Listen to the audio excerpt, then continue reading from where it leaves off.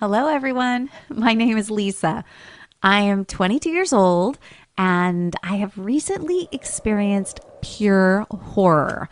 My crazy boyfriend kept me hostage for months so I wouldn't leave him. It all started 2 years ago when I dated a guy named Chris. We'd been together for a whole year and he was nice and stuff, but his lack of seriousness bothered me. His parents financially supported him, and the only things he did were date me and play video games. Just when I had started having doubts about Chris, another admirer named Derek came into my life.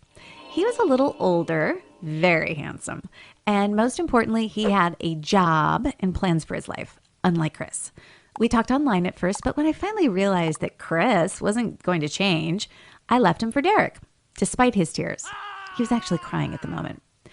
At first, dating Derek was magical. He was oozing with masculinity. He always worried about me and treated me with care.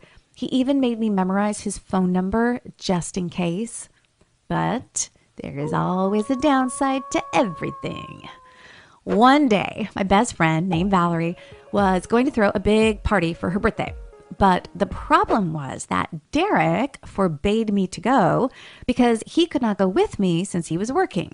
I tried to reassure him because Valerie is my best friend, but as a result, I had to lie to him to be able to go to that party. The party was cool, everyone was vibing, and everything was great until my phone rang at some point. It was Derek. When he asked, "Where are you?"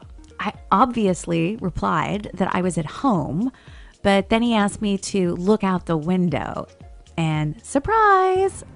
He was standing outside and staring at me angrily. It's funny that his work was the reason that he couldn't go with me, but following me was no trouble. And so we went to the backyard to sort everything out. But the fact that I also had something to be mad about made Derek even more angry. At some point in the heat of the argument, he pushed me, and thank God I fell into the pool. He tried to apologize for losing his temper, but I didn't want to listen to him anymore that night. I called a taxi and went home. The next day, he came to my house after I ignored all his attempts to contact me. Obviously, my father was not going to let the person who harmed his daughter into the house, so they started shouting at each other at the front door. This was not okay with Derek, so he, attention, started throwing insults at my father. Derek turned out to be an unstable person that I didn't want to have anything to do with. So I made it clear that I didn't want to see him again, and I also threatened him with the police. Thank God he left after that. I still walked the streets cautiously and had a strange feeling that someone was watching me, even after a week. Fortunately, or so it only seemed to me, my ex, Chris, started texting me. Remember him? Oh, I will remember him for the rest of my life. But let's put everything in order. He was my salvation at the moment because talking to him distracted me from Derek. It turned out that Chris had gone all the way to Germany to his relatives to start getting his life together after our breakup. And he succeeded. He got a good job in an agricultural sector and even got his own house not far from some little German town. After a few weeks of communicating, my feelings for him were reawakened. He was the same guy that I once liked, but without everything that bothered me. He admitted that he did not ever stop loving me, and I will not make you wait. At some point, he invited me to fly to Germany and visit him, and I agreed. The German province was very nice. Plus, he lived in a little fairy tale house, which was separated from the city by a beautiful mile-long forest. I just wanted to visit him and stay for a little while at first, but in the heat of the moment, influenced by awakened feelings, we decided to live together and just see what would happen. There were no questions about his love for me. As soon as I moved into his house, I noticed a photo in a beautiful frame right away. I mean, there's no point in putting it up right before my arrival, so it had probably been there the whole time since we had broken up. But unfortunately, my feelings were not as stable as Chris's. And after 2 months of living together in the middle of nowhere, my feelings failed the test of time. I was very sorry for him because I was going to break his heart for the second time. But the heart wants what it wants. One day, I told him about everything and started looking at plane tickets. But I never bought them because Chris decided to show me his secret room before I could leave. The small storeroom that was kept closed all the time, like there was nothing interesting inside, turned out to be my altar.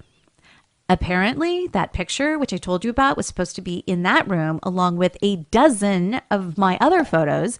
He probably just did not have time to remove it. It alarmed me, and I immediately wanted to get out of there. But it was too late. Chris took my phone away and locked me in that room for the sake of our love, according to him. Ugh. It's amazing to tell this story knowing that I already got myself out of this horrible situation, but remembering these feelings gives me the chills. I was hoping that this phase of his, or whatever you want to call it, would pass, but time was the only thing passing. I was hysterical for the first couple of days, hoping that someone would hear me, but then I remembered that there was no one to hear. As I said, there was a forest around the house. This crazy guy wasn't going to hurt me, but he was hoping to wait until I loved him again. Where do freaks like this even come from? And most importantly, why didn't I notice his tendencies before? Chris fed me 3 times a day, talked to me, and even brought me flowers. But he did not seem to understand that a girl who you keep in a dungeon is not likely to love you. 2 weeks passed, but Chris was not going to let me go, despite begging. Then I decided to implement my plan for breaking out. On one of the days of my imprisonment, I invited Chris to spend the night in my room. I played like I realized that I loved him in the end. He was suspicious, but he still took my bait. As you can understand, I wasn't going to sleep that night. As soon as he fell asleep, I carefully took the keys from his pocket, left the house quietly, and ran to whatever I could see. It was incredibly scary because I was running through the forest at night. But the worst thing was that Chris woke up almost immediately after I had left and ran after me. I ran incredibly fast because of the adrenaline, but unfortunately, he caught up with me and just brought me back. He was incredibly angry because of my attempt to escape. So he took the TV from my room, giving me menacing looks. But fate was apparently on my side that night. At some point in the midst of my constant crying, I saw Chris's phone glistening in the corner of the room. It must have fallen out when he ran after me. I had to urgently let someone know that I was in trouble before Chris noticed that his phone had disappeared. There was no internet in that storage room, so I decided to make a phone call. I called 911 for starters, but it didn't work. Apparently, Germany uses some different number, or the call didn't go through. In a state of panicked emergency, I started going over my options and decided to call a U.S. number, the only one I had memorized. Derek's number. And thank God he picked up. I told him about the horror I had to go through and asked for his help. Despite the fact that Chris came back for the phone and I had to abruptly end the conversation, I managed to give Derek almost all the necessary information. I felt much better because I was hoping for Derek to save me. However, I had to wait a little more than a month. One day when Chris was at work, I heard footsteps near the house. So I started to scream as hard as I could, and I was heard. It wasn't Derek, but it wasn't Chris either. They spoke to me in German, or rather, they tried to talk to me, but I just screamed. A couple of hours after this dialogue, police officers burst into the house. The postman had called them. He was the one who brought the bills and heard my screams. So then we waited for Chris to come home from work so the policeman could take him down to the station. I don't want to know what happened to him after that. The main thing is that I was able to go home.